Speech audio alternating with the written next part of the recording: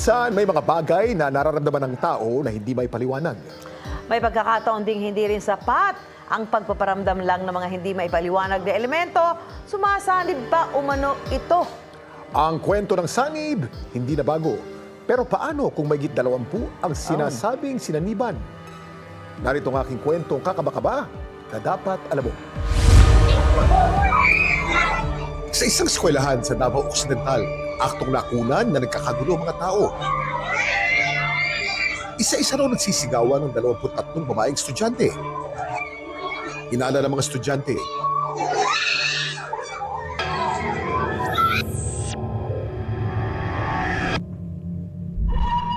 Sinaniban umano ng masamang espiritu ang grupong ito.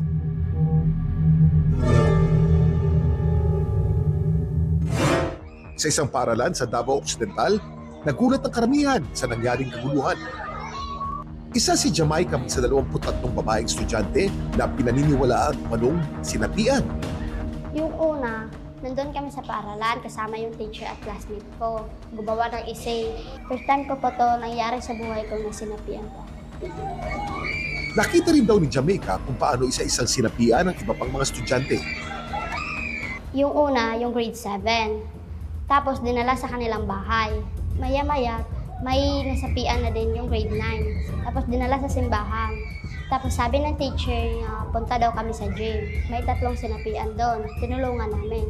Doon, na yung mabigat na yung katawan namin. Tapos bigla na lang kami nawala ng mga. Pagising ko, nandun ako sa bahay. Tapos sinabihan ko si Lola na bakit ako nandito sa bahay? Nandun ako sa paaralan kanina. Ang bilang na sinanibam ko sa amin lahat ay 23. Matapos ang umano'y pagsanib, si Jamaica at tila sinundan daw sa kanilang bahay.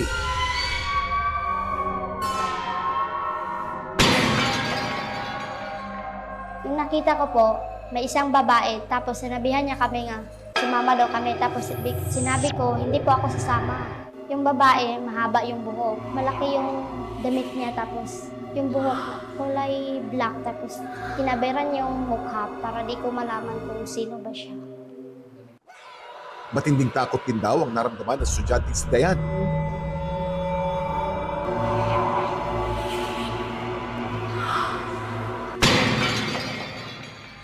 Sinagip ko yung nasapian. Dinala siya dito sa center at saka nagpe-pray kami doon. Hindi ko na alam at anong nangyari sa akin. Hindi okay kasi pabalik-balik yung nakikita ko. Dahil sa nangyari, nagsagawa ng healing prayer o padalangin ng assistant parish priest na si Jemar Talino para sa mga estudyante. Dadalhin po sa sentro at sa aming malaking simbahan sa parokya.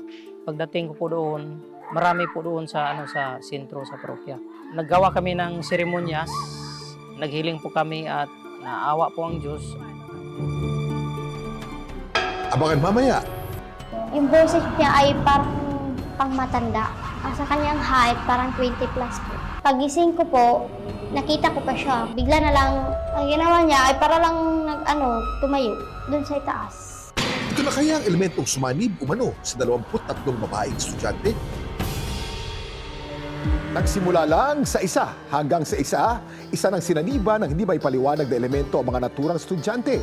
Ano nga ba ang tunay na dahilan ng ganitong pangyayari? Narito ang pagpapatuloy ng kwentong kakaba-kaba na dapat alam mo.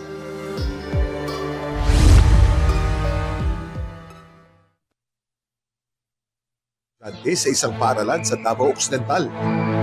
Yung anak ko hindi po natamaan, yung pamangkin ko lang. Monday, nagpunta ako doon sa school. Yung mga estudyante po, nag-iyak sila tanan, lahat. Nakita daw sila, white lady, gano'n. Kahit na dinasalan at nauwi na ang mga mag-aaral sa kanilang mga bahay, hindi pa rin daw nilulubayan ang naturang nilalang. Paulit-ulit na lang po siyang nagpapakita sa amin. Sinabihan po niya kami na gusto niya sumama kami, tapos sinabihan po namin na hindi kami sasama. Minabuti ng paranormal expert na si Dean Joshua na bisitahin sila Jamaica. Sa pahintulot ng pamilya ni Jamaica, ay nagsagawa ang aming grupo ng cleansing ritual sa kanilang bahay. Sa investigasyon ng paranormal researcher na si Dean Joshua, kinumpirma niya na isang white lady ang sumaling umano kay Jamaica.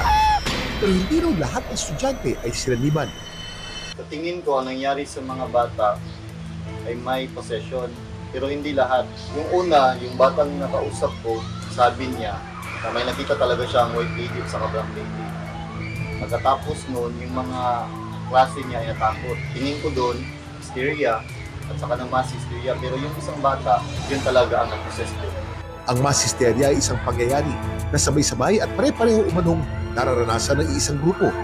Ito raw ang reaksyon ng kanilang katawan sa pagkabahala o takot na nararamdaman.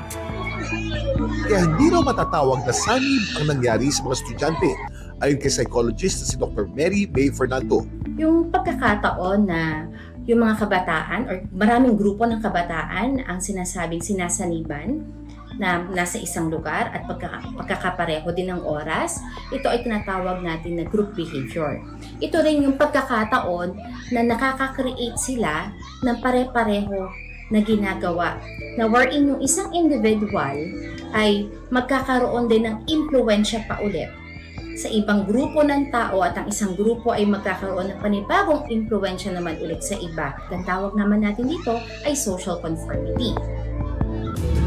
May paalala naman ng paranormal researcher na si Dean sa mga estudyante.